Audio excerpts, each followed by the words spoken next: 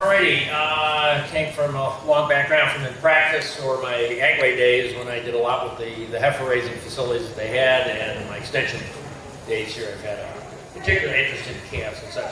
So today's focus, as it says, optimizing calf management. I've tried to put this together to talk about things that you can do that don't cost you money to buy things necessarily. Now, Jason made a good point for labor. I did not consider labor in here. So some things you do differently, going to take more time, or take some training, or they're going to, a little pain, if you will, to go from where you've been to where you might want to go. So sometimes the upfront cost of doing something right really doesn't cost any more than doing it wrong. So like putting in crops and such, if you do things the wrong way, wrong time, whatever, you still got tractor costs, seed costs, fertilizer, and all the rest. But type of ground you put it on, wet, dry, whatever, it might make a different outcome. In the long run, some of these things I'm going to talk about could save you a bunch of money in your calf program. Unfortunately, with calves, the payback, as far as in your pocket, doesn't occur till these critters actually freshen and start milking. That's the biggest issue we have with convincing people to do things better with calves. One thing I just want to put up front, a lot of this revolves around what you can call the health triangle. So especially young calves, we talk about that. It's not just what diseases you have on your farm or that the babies get exposed to from the older animals, their dams and whatever. It has to do with immunity. Colostrum has a lot to do with that. We'll talk a little bit about that. And the environment that calf is in, especially around here, we worry about cold stress a lot, what it does to these calves, and pulls them down, and you got to feed them more, because the immune system is one of the first things that takes a hit when nutrients are limited, the energy and that sort of thing. So the old thing goes, no pain, no gain, and I think at least there has to be a little bit of pain in changing your mindset about how you do things and such. Nobody likes change. Everybody gets in their comfort zone and wants to stay there. Sometimes regardless of how poor the outcome is and how much you moan and groan about something going wrong, just to actually change it, make it work better, can be a big thing to overcome. So new skills, training yourself, family, employees, it all comes into the mix. That dreaded thing, asking somebody from the outside for help. We got a lot of pride in things. Well, we can figure it out ourselves. We really don't have to worry about getting the veterinarian in the mix, or the nutritionist, or extension agent, or some specialist with an agri-service company. Records, and if Jason lives and dies on records, we all know about milk production and components and somatic cell count. You got numbers, whether you do just monthly testing or you got on-farm computer programs that capture daily milk weights or whatever. We make a lot of decisions based on that. In the calf world, it's amazing. Even the farms do a good job with the cows. When you get looking at what happens with the calves and you ask them questions, it's kind of like that deer in the headlight looks a lot of times. Well, let's see. Hey, Joe, when did we have that problem where we had a real bad deal with the calves? Wasn't that when we had trouble with the curtains in that barn, or we had a change in starter, or something or other that got really cold, got really warm and damp, or something? And it's a lot of stuff that would be really nice to have written down somewhere. Tell them. So I want to start at the beginning. Let's talk about even before the calf is born.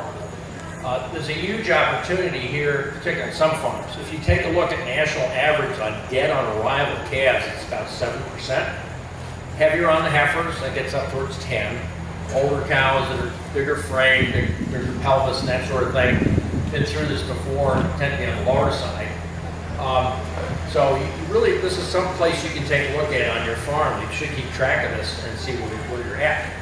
Because that calf, to get it on the ground, dead or alive, actually cost you something, semen and such. You fed that cow, took care of her. Now you have a dead calf. That might be a herd replacement, might be a bull that you got to get rid of. It isn't worth all that much, but these dead on arrival things are just not good to begin with. So looking at it, is it heavy on heifers? Maybe you're 14, 15% on heifers. Are they too small? Or are they too fat? You know, if a heifer has a big 90-pound calf and she delivers 5 pounds of vaginal fat, because in pulling that calf out, you split that vagina and it's just loaded with fat there. In practice, I used to get these, you know, all the time. Heifers get frightened very easily. That whole natural process of going through the hormonal change and her natural oxytocin release and that sort of thing. If she gets spooked, she's not comfortable, she feels isolated, she's in a pen and there's older cows running around stepping on her head while she's laying down trying to get calf out. This does not help this process to deliver that calf. And so the longer you hold back on having an animal deliver that calf, the more stress there is, the more chance you're going to have a weak calf or maybe a dead calf. So cows like to be private. They like to go in a little corner and have their calf, but they like to see their herd mates, so they don't want to be totally isolated. What about pulling calves? This happens on all sorts of size farms. Herdsman is going to be leaving at, say, 5 o'clock, got a pretty good cow, a decent bred calf inside of her, and, you know, she's starting to go, I'm going to check that cow. And, well, whoever's coming on, I'm not so sure they're going to do a good job with this calf. I'm going to pull that calf out. That cow is not ready, and with the assistance of a jack or something like that, you put excessive force and you force dilate her, you're going to cause some issues with the dam, and you're probably going to weaken the calf as well. Not a good thing to do. Resuscitation skills. Got into this a fair amount as a veterinarian because we didn't pull the easy calves. We got called when, you know, been watching this cow for 5 hours. We pulled about an hour ago, it didn't work, gave her more time. Geez, doc, we were in trouble, so we called you. So the miracle worker is here to get the calf out. Of course, you want them alive. So talk a little bit about that. So calving assistance, you know, if you're doing it yourself or you got employees, do they really understand that heifers take longer time to go through the stage one of labor, to go through that process? You're going to have to give them almost twice as much time to go through this as a cow. You recognize when they're having troubles. Are you identifying this? Vaginal exams and that sort of thing. Your employees know how to do this. You have the right tools to pull a calf out. You know, baling twine and an old stick or something like that, you know, you can work to pull the calf out. But chains and the right handles, having a good calf jack that actually works, you can use it by yourself as a nice thing. Dilation is a big thing. You should know how to help these girls actually that are having a big calf. You know, you think you can get it on out, whatever. Heifers in particular that might not dilate so well. You get in there with your hands and your arms with lube and actually help dilate. You know, just don't put the jack on there and work that, get that crown of that head there, and she's grunting and groaning, she's laying down, she's falling down, she gets up and down, that sort of thing. You can do a lot with your arms in there to help that out with lots of lubrication. Don't forget that. J-Lube is really, really great stuff. Pulling with the cow, a lot of people get that jack going and they get started and they just, you know, take that right out. You know, the faster I get out, the better. Well, you should actually work with the cow. When she pushes, work on that jack or by hand. When she relaxes, back off. Give her a break and the calf a break. Clean, this is one of my biggest things. See too many people, either bare arms, they put a sleeve on and they wear it to the whole thing. That heifer pooped all over their arm, they take a little, put their worst thing, take that sleeve and put it in the pail that supposedly has the clean water and wash the sleeve off, go back in the cow. Then they take that pail of water, take a cup and flush that J-Lube into that uterus to make the J-Lube become the slimy thing that it should be. Should be very, really worry about that. We worry about infecting the cow's uterus, but there's a calf in there too.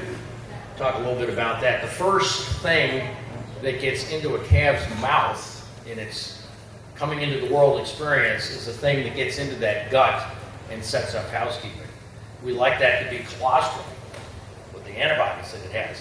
If it's manure that you delivered into the birth canal, that calf's head is right there, and that calf swallows some of that manure. That's no different than that calf taking a swan dive after coming out of the cow, standing up and landing in a pile of cow pie. Assisted calf and immediate actions. Everybody's probably knows about sticking straw in the calf's nose, hay or something like that, get them to shake their head and blow their nose. Water in the ear actually works pretty well too. They don't tend to like that. Clearing the airways is a good thing. And I must admit, the hanging upside down thing, if I had a tough calving case, if I had a gate close by, hey John, give me a hand, let's put this calf over there. Just hang on to the back legs. I used to do that all the time. Now I thought I was doing a good job, but people smarter than me, not too many years after that, would talk about not a good thing. A lot of pressure on the diaphragm, pressure on the lungs. Honestly, I never hung them up for all that long, 15 seconds, 30 seconds.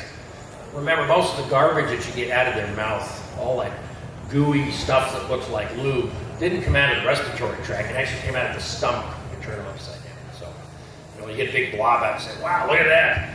That calf would have choked to death with all that stuff in the back of its throat.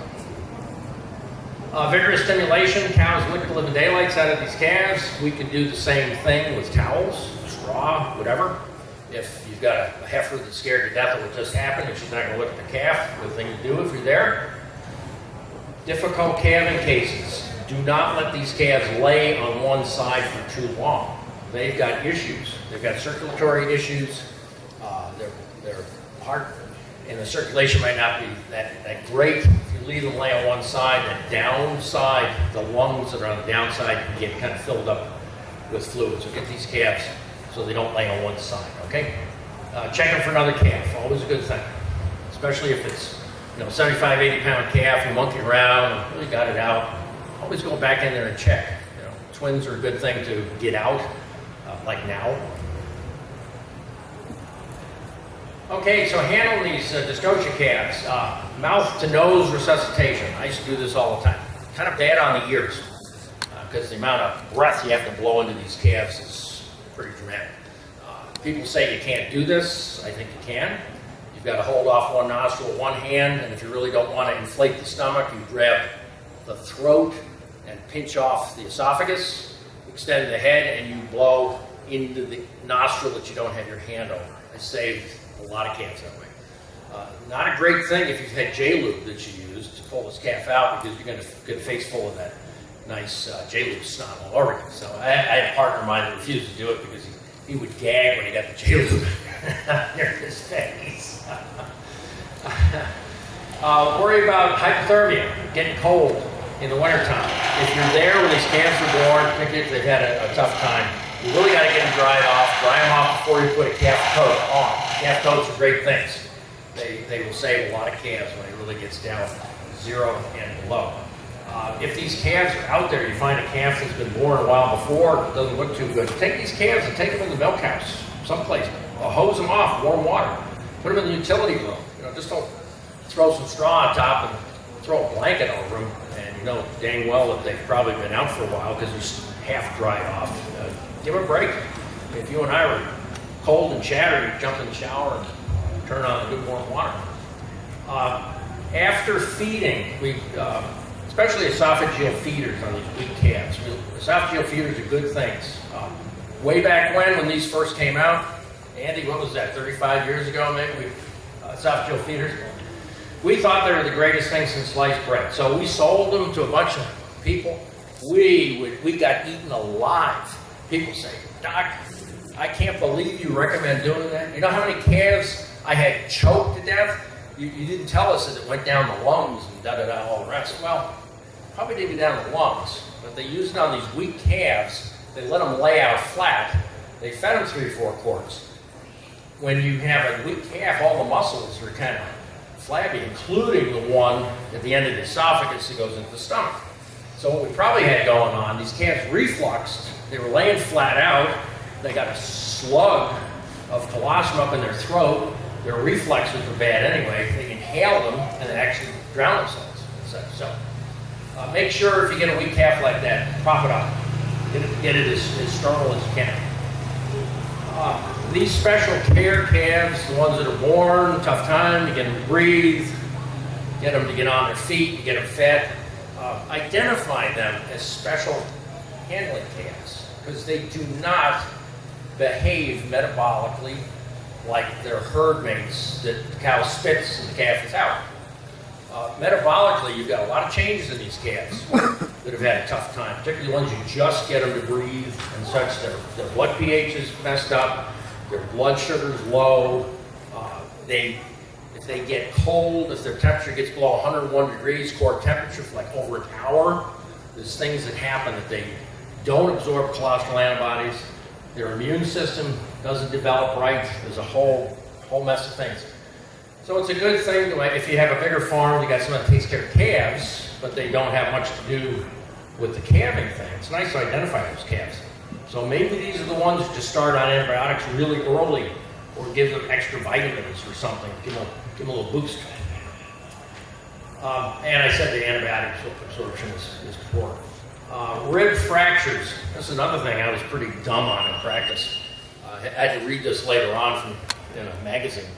All the calves I pulled, the ones that just got out, the 125-pound monster that you were happy you got it out, and it actually breathed and lived and whatever. A lot of these calves, I think it's at least 15%, 20% of hard pull calves will have a broken rib.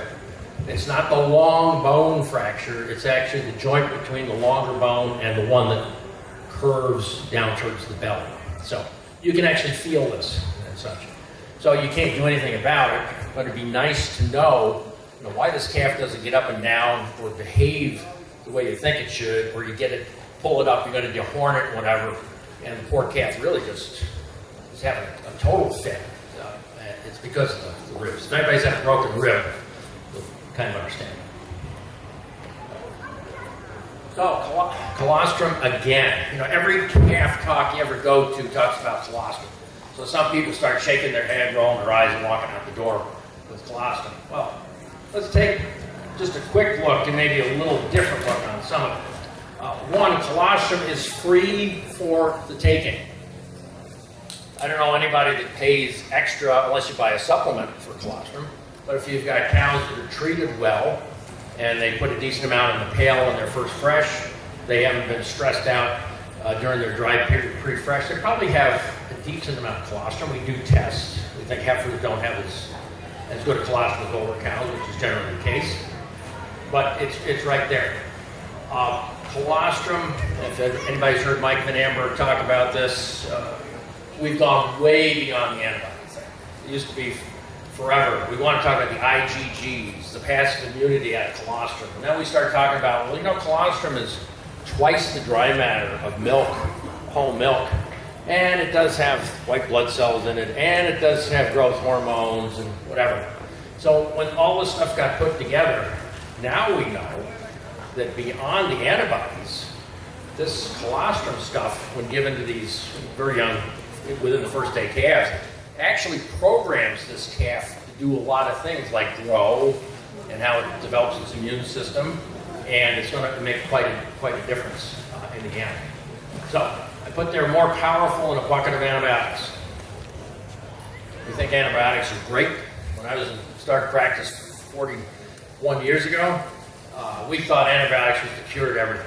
You go to a farm, doc, you left me that neomycin last time for scours. It didn't work. Give me something more powerful. How about you got something shot that'll do that? Shots work better than stuff you put in milk, right? And we bought into that for years. Well, we're in the era now where antibiotics are kind of going towards the door, and we've got to figure out ways not to do that. Colostrum is a very good start on that. This is kind of controversial here. I know people will take issue. Do you really need to test your colostrum if you feed the full 4 quarts? I'm not trying to convince anybody that's got a Brooks refractometer that you don't use it, but there's a lot of folks out there that are never going to do that, but they're also reluctant to put 4 quarts with an esophageal feeder into the calf. And they say, well, why can't I just do 2 or 3 quarts and such? Well, the reality is if you have a good colostrum, you milk it out of the cow within, say, that first few hours, you give it to the calf within the first hour or two, you probably only need 2 quarts to get to where we want to go. So now you start thinking about this. How many cows actually get milked in the first hour or two after the calf? I mean, she's in calving pen, you don't have like a bucket milker there. We've got some big farms out our way to do. But she's got to wait to go through the parlor. When is that? We just shut the parlor down, and we're milking twice a day. Not going to start up, so she's probably not going to go through the parlor for 10, 12 hours. By 12 hours, her colostrum quality has dropped like 40%. So we got a little handicap there. How old is that calf when we get that colostrum into her? You know, they start dropping off on their ability to absorb those antibodies right in that first hour or two after birth. So if that calf's 10 hours old, the colostrum is harvested 12 hours after the cow calved, the absorptive capacity of that calf is way down. That's why we talk about 4 quarts. That's the insurance policy to make sure we get the 100 grams of IgGs into that calf, normal size Holstein 90-pound calf. Clean stuff is gold. It's worth all sorts of money. Just buy some of that replacement stuff. See how much it costs. Dirty stuff can be poison. I remember years ago in practice, we had a not very well managed farm. We got after him because he had calf issues, scours, lost a ton of calves. And we said, hey, look, you've got to get colostrum into these calves in a timely fashion and whatever. His response within a few weeks was, every calf that I go after and feed colostrum, doc, like you told me to, dies on me. I'm better off if I don't feed him any. Well, when we took a look at what he was doing with his colostrum, he harvested, it was kind of dirty. His fresh cows, he was milking them with an old bucket milker, which didn't get cleaned so well. He was storing them in buckets that were pretty slimy and greasy and such. So he was feeding, as Sam Ledley says, bacterial soup by the time he got this in. We all remember buckets of colostrum that went in the milk house. We had extra, so that the flies and the cats could sample it to tell us how good it was. You know, then you fed it later on that day. And the bacterial count, which we didn't worry about then, was probably 5, 10 million. It was lethal stuff. Some more about it. Early collection delivery, talked about that. It's good to repeat a couple of quarts within 8, 10, 12 hours. If you're going to put a gallon into these calves, they're not going to just put their head, dive into a bucket 8 hours, 10 hours later and suck a couple, 3 quarts down. But you should offer it to them anyway. Colostrum shouldn't hang around in the bucket at room temperature for more than 30 minutes before you start to chill it down if you're going to store it, or if you're going to feed it, get it into that calf right away. Don't let it hang around at just room temperature and such. Chilling should take it down to 60 degrees within a half hour. Winter time is easy. You can throw buckets or bags of colostrum or bottles into a bucket with snow in it and such.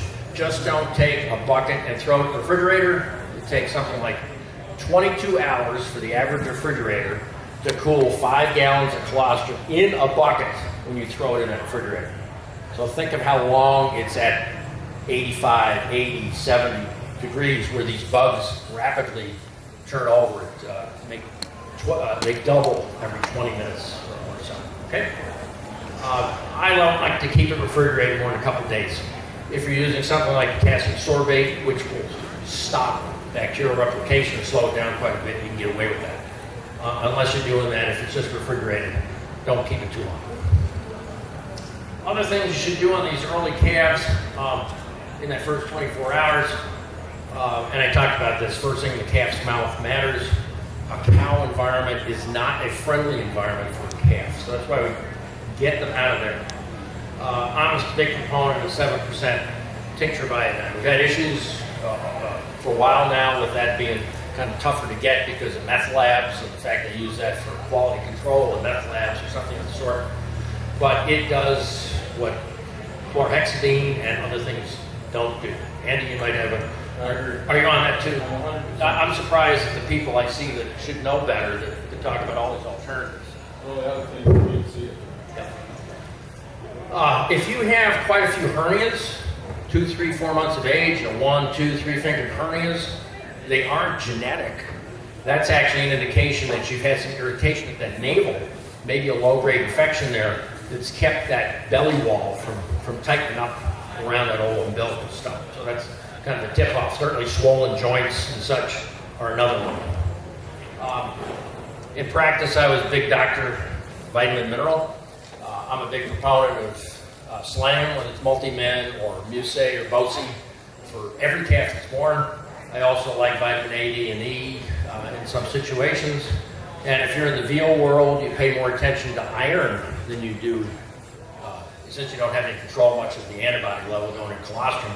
I've known some veal folks that actually take blood samples to look at the hemoglobin on these calves, because it's pretty well correlated to how well these calves will survive in a disease rate.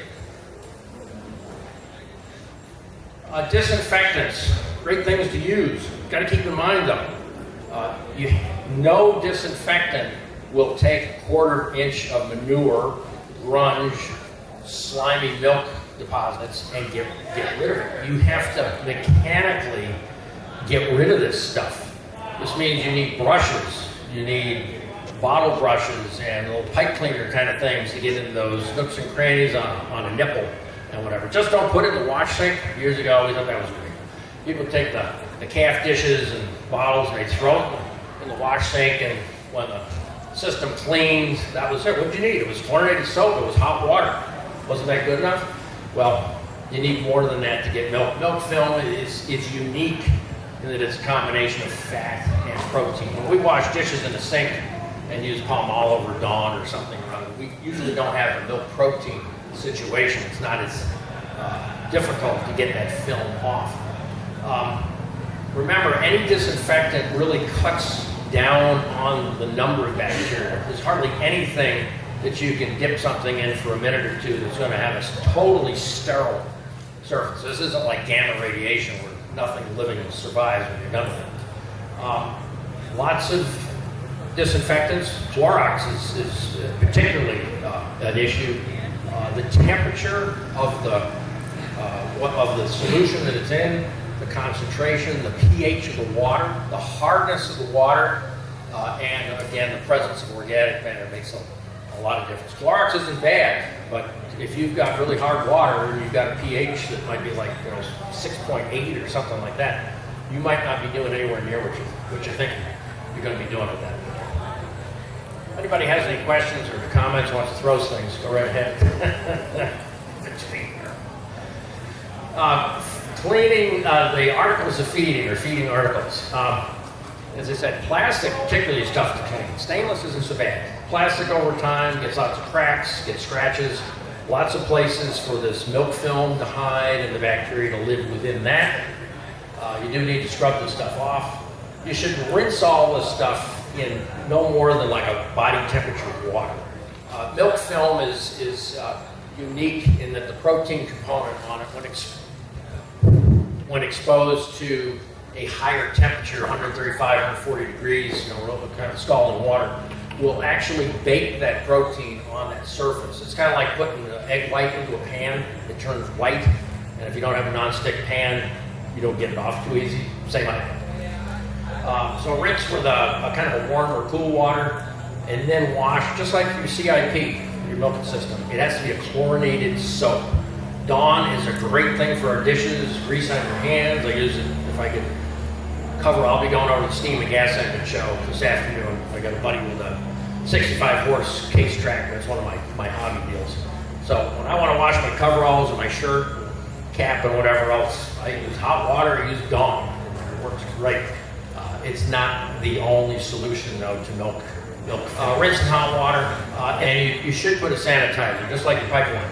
The sanitizer goes through. It leaves a residue and keeps whatever didn't get killed from replicating. Air dry all the stuff. Don't stack buckets one on the other. Don't put bottles with lip down on the surface so it stays nice and moist, because the surviving bugs love that, particularly in warm weather. The best hygiene that you can get is using chlorine dioxide. Not exactly a new chemical. It's been used in water treatment system for human consumption for a long time. If you're a camper, you can buy these little tablets that you can put in some sort of a dubious-looking pond or creek. Might not look the best. Chlorine dioxide will clean everything up into that. Might not be as clear as you'd like it, but it won't have anything living in it. Very quick kill. The gas that's produced is very soluble in the water and such. It's really safe. Aqua Tabs are one brand name that can be used, and when the 20 milligram form of this, one of these tablets in a 5-gallon pail, turns kind of yellow, will do an excellent disinfecting job. You can use that for dipping things that you've, calf articles that you've washed. Use this as a rinse. This isn't the cleaning. This is the rinse and sanitizer afterwards. Great thing with these buckets that you have to keep the lid on to keep the gas in. You can put esophageal feeders, you can put nipples, bottles, whisks, whatever, into your mixed solution. Leave it in there overnight. It has a very quick kill time, but if you really want to make sure you got into those nooks and crannies that were very tough to get a scrub brush into, like esophageal feeders are particularly bad, put it in a bucket.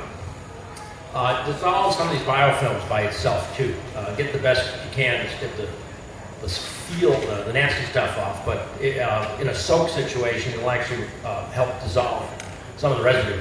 It kills everything: bacteria, viruses, and the one we're really excited about is Cryptosporidium, which is that can start at day 5 or 6 in these calves. Almost every calf gets exposed to it.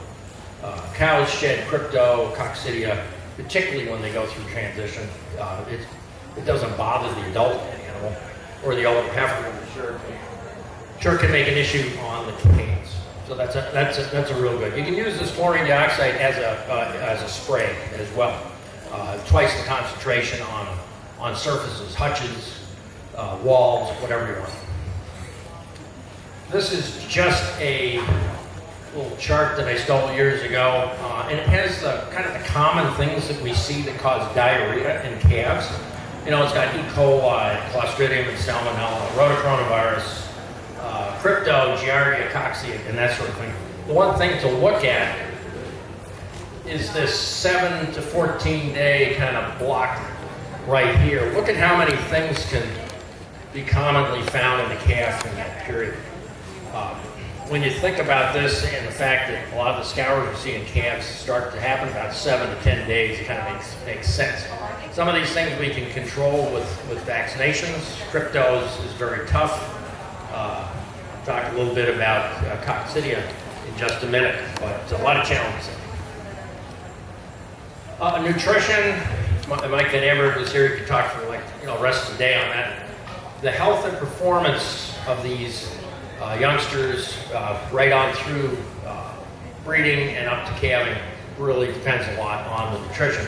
I put in here only feeding 2 quarts twice a day ought to be made illegal. In 70-degree weather with no challenges, you can keep a calf alive and get some growth out of them with 2 quarts of whatever, milk, 20/20, 22/20 milk replacement. If you really want to give these calves a good start, and particularly when it's in the cold weather, and even hot weather. Hot weather is almost as bad as 20, 25-degree weather for these calves. Calves puff and puff. They go through a lot of energy to try. Respiration rate goes up, and they burn up a lot of calories there. So keep that in mind. It's not just the winter that we want to feed calves better.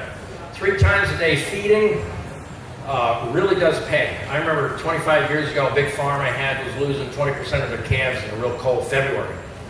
And they wanted to know what they could do. Of course, they were looking for something that came out of the end of the needle and whatever. And I said, how much you feeding them twice a day? Well, we're feeding them, I can't remember at the time, maybe 4 quarts, 4.5 quarts twice a day. But it was really cold and they were mostly in hutches. And I said, well, when do you feed them? Well, we feed them at 7:30 in the morning and 4 in the afternoon. So I said, well, you've only got a certain limit. You got a limitation on how much you can feed these calves, particularly in the afternoon, because they haven't really gone through everything you fed them in the morning. Can you split up the feeding? I said, what about a third feeding? Well, you swore I had told them they had to pay me $1,000 on the spot to give any more information. They finally did, and their loss just totally went away. They were able to feed more when you spread that out, and it should be as close to like a 3x milking as you can get. You can really get a lot of milk into these calves if you can do an 8 and 8 and 8. That gets to be rather tough. Bigger farms might have somebody dedicated at night. It can't work, but it's a great thing in the wintertime. Milk replacer quality matters. The guy that comes and says he can sell you milk replacer 2020, 2220, $5 a bag less than the brand name, he's not just being a nice guy. Probably the whey protein that goes into that cheaper milk replacer isn't exactly as digestible as the brand name product, because the big companies really go through a lot of hoops to make sure that their supplies are of a consistent quality, and they don't just buy it off the spot market. It depends on how you dry that stuff, how well it's going to work. I put grain does little in the first couple, 3 weeks. Calves really aren't set up to digest animal proteins and the starch early on. So to feed them less liquid feed, milk replacer, and say, well, they'll eat grain and they'll take up the slack. Well, that first 2.5, 3 weeks, even if they eat that grain, they're not going to get nearly the value they will out of it as they get older. Hay should be soft. Early grass is ideal. Alfalfa is really not, even if it's a fourth cut, third cut alfalfa, looks nice. They eat the leaves off of that stuff. They really don't eat much of the stemmy stuff, whereas the grass hay, they have to eat the whole thing, so the fiber gets kind of spread around. So getting towards the end here, I know it's gone. Reducing stress overall. Calves are social critters. They like consistency. There's studies years ago that showed if you change a calf's routine, even 20 minutes from one day to another, there's some sort of impact on the way they eat, do things and such. They like the same people. They don't like loud noises. They don't like rough handling and that sort of stuff. The heat stress I mentioned before. Think about it in the wintertime. We make a big case for deep bedding and dry bedding. Calves that have wet legs and bellies need lots more energy to keep them going because of that evaporative cooling in the cold weather. Don't dehorn, vaccinate, move calves all at the same time because it's convenient. I got that help. I got my hands on these little devils. I'm going to do it all at one time, and I can't split that up because it just doesn't. As Jason was talking about, the labor efficiency doesn't work so well. Coccidiosis.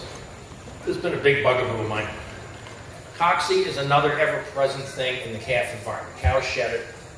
There's probably very few calves that don't get exposed in that early life to coccidia from the dam, from the calving pen, from where they get put into a hutch or something or other. Clinical signs don't start till up towards 16, 17 days. We got in the mindset years ago that coccidia was a profuse diarrhea and you see specks of blood. Well, only about 5% of calves actually show that. So we have a lot of coccidia that's dragging these calves down, making their hair coat a little fuzzy. Maybe they get that brownish, reddish hair coat look to them and such, or the characteristic manure ring on the tail. That's kind of a giveaway for cocci. We got a lot of products that are out there that can be put in formulated in milk replacer or hand add to milk, but the biggest use of it is in starter, which is okay, but any of these levels of coccidia control, Decox, Bovatec, or whatever, are really designed as control, which means it's trying to block the cocci egg, if you will, from getting established in the calf. So if you think that if starter is the only thing you've got any cocci control in, and you need, on the average, 3/4 of a pound to a pound of starter to get to the control level, not treatment level, think of how long it takes most calves to get there. And if they're exposed in the very early deal, by the time they eat enough for control, they've actually become clinically infected, and the control level does very little. So then you get these breaks, and you have to go with treatment levels. So my advice is get something, get it in the milk replacer or hand add that you can put in the milk and start right from the beginning. Don't give the cocci any head start.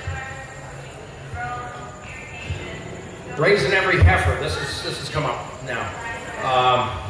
We've got sex semen. We've got people doing better jobs on raising heifers. People years ago lost 15% of their heifer calves by the time they were 4 months of age, and it was kind of like, well, isn't that what it is? Can we just expect that? Now we've got people that are complaining about, I got too many heifers, I have no space, I got problems with respiratory disease in these 4 or 5 month old calves because they're stacked like cordwood in the barn we have. I don't have enough facility. Well, why do you want to raise all these calves? You've got to feed them, and if the good ones that you really want become sick because you got them too tight with the ones you don't want, It doesn't make too much sense. If you treat calves, particularly respiratory, you really want to hang on to a calf that you've treated 3 times for a serious respiratory problem. Because research and just looking back on people's farms will tell you these animals don't really perform very well. And sometimes after they calve, they come down with this horrendous pneumonia, which you wonder where it came from. It's because they blew out some abscesses that they formed when they had that problem as a 3-4 month cold calf. When they go into labor and they go into all that squeezing and stress, a lot of times they'll break out those abscesses and they get an active pneumonia. So we have farms now that 2 strikes are out. They treated a heifer calf for pneumonia, and she's the 2nd time, and she might start coming down with what looks like the same thing for a 3rd go around. They're gone, and had some people doing that for a while now. So culling calves and heifers is not a sin. You know, it's kind of like putting a bred heifer or bred cow on the truck. That doesn't seem to work too well either. I think this is my last slide here. One thing that's coming up, and Mike Baker, who's a steak beef specialist, is doing a bunch with this, and I think this is exciting. There's marketable beef cross calves.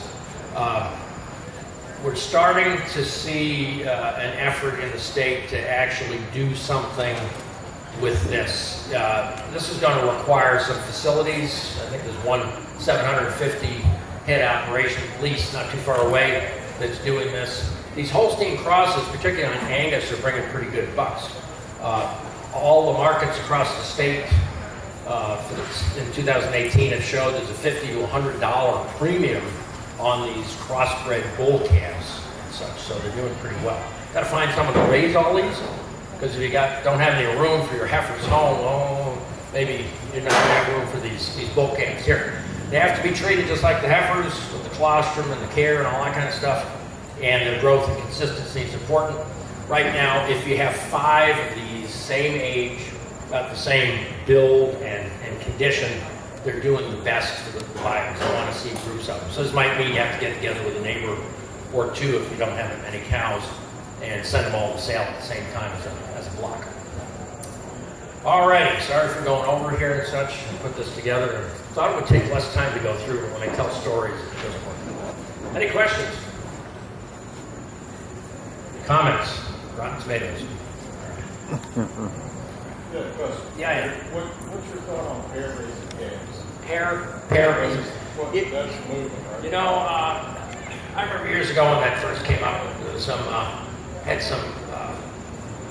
producers that really thought it didn't work well, rather than the 3 to 5 to 7 or whatever in the buddy deal. And some of them seem to work well, and there's other people that have gone back and forth, and they don't seem to think it's as powerful as what we once thought. And I haven't really looked at it to see if there's other factors involved there that are, you know, even though they're paired, there's something else going on that kind of negates the social benefit. Yeah. Anything else? Great. Time for lunch. Thanks. Yeah. Thank you all for joining us this morning, and Jerry, thank you for an excellent presentation.